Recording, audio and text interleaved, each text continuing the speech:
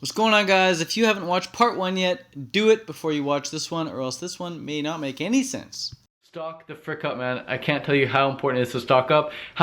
The only reason I went back to cook food was because I looked around my fridge, looked around my cupboards, looked around my freezer, looked around my kitchen, and there was nothing. I had no food. I opened the drawer, oh, there's some quinoa in there. I opened the other drawer, oh, some potatoes in there. I opened some rice. Like, there's just cooked food everywhere because it lasts forever, so it's just always there. But when I'm living on my own, the house is just clear. The house is no cooked food. It's amazing. But when I'm living with my mom or living with friends or whatever, they always got some cooked food around, which was always tempting me initially. Now I don't even see it as food, but when you're just getting into this diet and you're just starting to play this game, you've got to clear the house of all cooked food, or at least stock up on your own stuff, so much so that you'd feel bad for not eating it. You gotta have so much fruit that some of it goes bad as well. You give it to a friend. Worst case scenario, you put it in the compost. Worst case scenario, you throw it outside and the birds eat it. Worst case scenario, you had too much and it just felt so dang full for a little bit. Like, who cares? You spend an extra $5-10. Like, buy more than you could possibly eat. It's not a waste, it's abundance.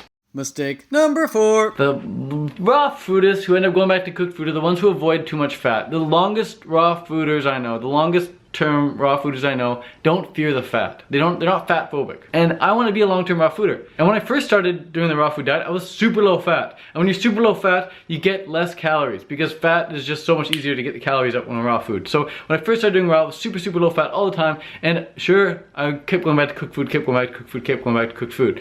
Because I was hungry, man. And now that I've been doing this for a while, I eat as much fat as I possibly want. But I don't overdo it, and I make sure to get it from the right sources. But the only right sources of fat for humans is avocado, durian, and maybe some coconut meat. Avocado, durian, coconut meat. Avocado, durian, coconut meat. No nuts and seeds, really. Maybe if you want some hemp seeds in case of an apocalypse, those are probably the most digestible food in terms of nuts or seeds, but stop eating the almonds, stop eating the walnuts, stop eating the cashews. Definitely don't eat the cashews. The mistake raw fooders make is they eat so much fat from these hard to digest sources and not enough fat from the soft foods that rub right into your skin. Eat the good fat, guys. Eat the good fat. Don't be a fat phobic. That is a huge mistake that raw food noobs make, and when they make that mistake, well, invariably they go back to the cooked food because the cooked food is where all the calories are at. So I recommend eating at least 2 or 3 avocados a day when you're first starting out to get in all the raw calories you need. If 2 or 3 avocados a day is too much, cut it down to 1. But if you're a guy out there, 2 to 3 avocados a day, that's how many I did when I was succeeding, and I'm still succeeding now, and I don't mind doing 2 to 3 avocados a day any day.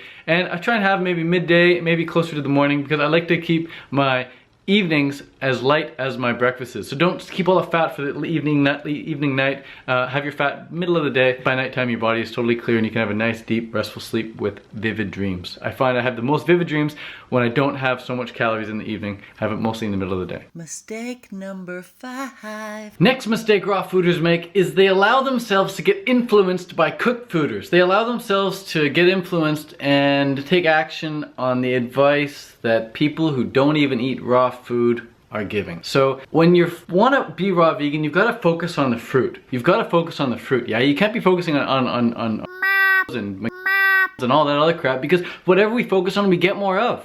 It's a law of the universe. It's a law of nature. Whatever we focus on, we get more of. So when you focus on love and light, you get lots of love and light. And when you focus on you get a lot of and it sucks. So you might as well focus on the fruit, and you're gonna have more fruit in your life. How do you focus on the fruit? Well, you focus on your fruit, focus on your fruit, focus on your fruit, focus on your fruit by first stopping watching the I found when I first went raw vegan, I'd be on YouTube, I'd watch all these videos from Anna Osborne and Mike Arnstein and Darian Ryder talking the raw truth, you know, Tim Van Orden and Fully Raw Christina and Dan the Man, you know, just preaching the good word. And I was just, you know, loving it. I was loving it. I was like, oh man, oh man, oh man, this is amazing. So I'm now where I am today behind the camera because of these people. I allowed them to just fill me up with the good word. And whenever I'd watch some movies or YouTube videos about people going back to cooked food, or watching videos about people promoting the benefits of certain cooked foods, I'd find myself like that, wanting to go try these foods, wanting to just, all of a sudden this craving would come up and I just want to go eat it. And I've never successfully overcame a craving. The only reason I'm still raw vegan, the only reason I've been raw vegan for so long is because I don't get cravings. I just avoid them altogether because I focus on the fruit. I really just saturate my mind with fruit. And if a craving were to ever come up, I'd probably just go and have the drug. Even this goes back to my college days, my high school days. Whenever I'd crave a cigarette, I had to have it. Whenever I craved nicotine, had to have it. Couldn't stop it, I just had to have it. And especially when I had like munchies or something when I was stoned, I just had to have the food. And whenever I was trying to stop weed, but I just felt like I needed the weed right before bed, I had to have it. I've never successfully overcame a craving. craving, even with cooked food. So the only reason I'm still raw vegan now, the only reason I've been raw vegan for so long is because I focus so much on the fruit and I avoid the cravings altogether in the first place. So if a craving's coming up for you, focus on the fruit. Don't allow yourself to get influenced by the... So for example, I still watch some During Rider videos where he talks about cycling and fitness tips, but I never watch any of his day in the life or what I eat in the day videos or watching him eat rice or whatever, because I know if I were to watch that, I'd probably get influenced and want to go do that shit. And initially, whenever During Rider in the past would say like, you know, fruit is best, but second best is cooked food, then I could justify it and be like, okay, check, I'm just gonna go have some silver medal food and just go eat that crap. But it always made me feel like shit. So I've now learned just, you've got to focus on the fruit. You can't allow that sort of stuff to influence you at all if you want to be raw vegan. If you want to be a cooked food vegan, go ahead, eat the cooked food. Definitely stay inspired with people like During Rider and other people like that in that movement. But if you don't want to eat cooked food, don't focus on it at all. Focus on the frickin' fruit, man. Mistake number 6. And mistake number 6 is not giving yourself enough time to transition. Yes, it is a transition. Every single cooked food, especially for me, was a different drug. Every single cooked food is a different drug. Every single cooked food is a different drug. Cooked broccoli affects you much differently than cooked rice does. Cooked quinoa affects you much differently than potatoes do. When you're going 100% raw, you're actually getting off like hundreds, maybe even thousands of different drugs. And changes are a stress on the system. So when you're coming to raw food, give yourself time.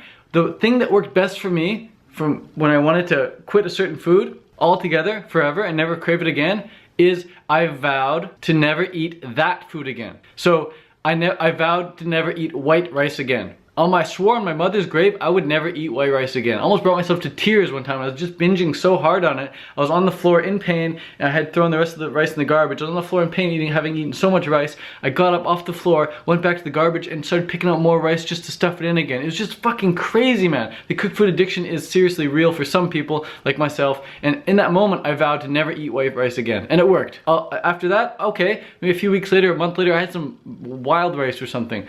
And after that, I was like, okay, never having wild rice again, because that made me feel just like the white rice made me feel. I took one food at a time. And one day it was yams. I was like, I'm just gonna have yams for a little while. And then I was like, no more yams ever. And then I was like, okay, squashes. And I was like, no more squashes ever.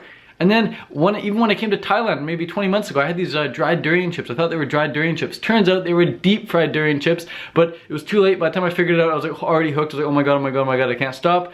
Biggest noob mistake. When you go to Thailand, don't eat any of the dried durian chips unless they're freeze dried. Other than that, if you eat the dried durian chips that they sell at the market and all this stuff, and especially the dried bananas, those stuff are deep fried, man. Those stuff are no good. That is like straight drug. That is like straight crack. But anyways, after I was like binging on that, I felt like absolute shit. Again, I swore on my mother's life I would never touch those things ever again. Now I'm way more focused on reaching these higher levels of health and vitality, and I know the only way I can attain these higher levels of health and vitality is by focusing on the raw, fresh, living fruits and vegetables, and just not focusing on anything back there. 100% laser, tunnel forward focus.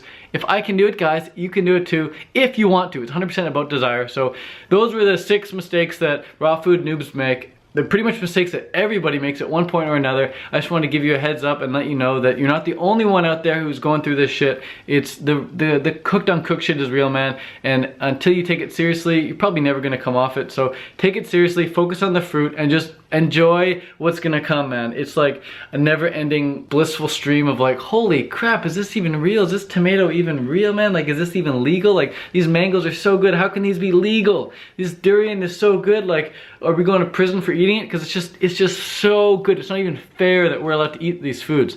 And it's just, when you focus on that power of fruit, man, it's really no wonder why the people who are fruitarian love it so much. Anyways, thanks for watching. Peace out. Fruitarian, living lifestyle. What's going on, guys? If you want more content like this, be sure to subscribe, and I will make videos on no fat, polyamory, fruitarianism, and living your dream life.